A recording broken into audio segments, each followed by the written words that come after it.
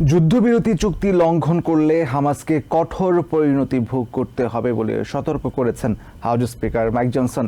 রবিবার তিনি এনবিসি নিউজকে বলেছেন, জিম্মি মুক্তিসহ যুদ্ধবিরতির শর্ত না মানলে হামাসকে চরম মূল্য দিতে হবে। গাজায় যুদ্ধবিরতির কৃতিত্ব প্রেসিডেন্ট ইলেক্ট ডোনাল্ড ট্রাম্প পাবেন কিনা তা ইতিহাস নির্ধারণ করবে বলে মনে করেন house minority leader Hakeem Jefferies.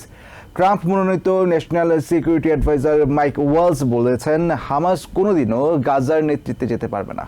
ইসরায়েলে 2023 সালে 7 অক্টোবর হামাসের হামলার প্রেক্ষিতে প্যালেস্টাইনের গাজায় শুরু হয় একতরফা একটি যুদ্ধ। হামলা চালানো হামাস নির্মূলের কথা বলে নির্বিচার ধ্বংসযজ্ঞ শুরু করে ইসরায়েল। এরপর সেখানে যুদ্ধবিরতির অনেকগুলো প্রচেষ্টা ব্যর্থ হয়। তারপরও আমেরিকা, কাতার ও ইজিপ্টের মধ্যস্থতায় চলছিল সমঝোতার প্রচেষ্টা। দীর্ঘ 15 মাস পর শেষ পর্যন্ত দুই পক্ষের মধ্যে যুদ্ধবিরতি চুক্তি সই সম্ভব হয়েছে। গাজায় পৌঁছাতে শুরু করেছে মানবিক সহায়তা। শুরু হয়েছে 3 ধাপের যুদ্ধবিরতির প্রথম ধাপ। এদিকে এই যুদ্ধবিরতি চুক্তিকে নিজের কৃতিত্ব বলে দাবি করেছেন president elect Donald Trump. NBC নিউজের কাছে যুদ্ধবিরতিতে রিপাবলিকানদের ভূমিকা নিয়ে কথা বলেছেন house speaker mic Johnson.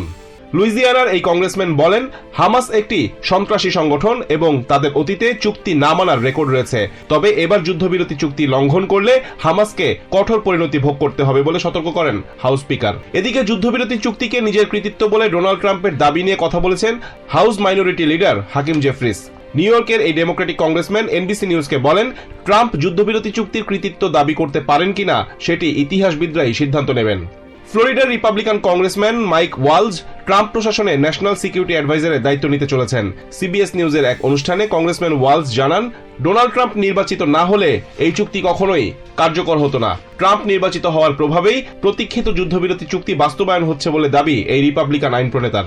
Congressman Waltz বলেন, যুদ্ধবিরতি কার্যকরে কোনো ধরনের ঝামেলা সৃষ্টি করলে হামাসকে চরম মূল্য দিতে হবে।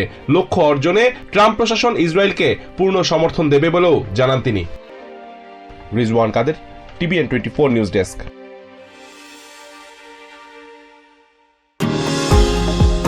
নিউ ইয়র্ক থেকে সম্প্রচারিত টিভিএন 24 টেলিভিশন বিশ্বজুড়ে বাঙালির কণ্ঠস্বর।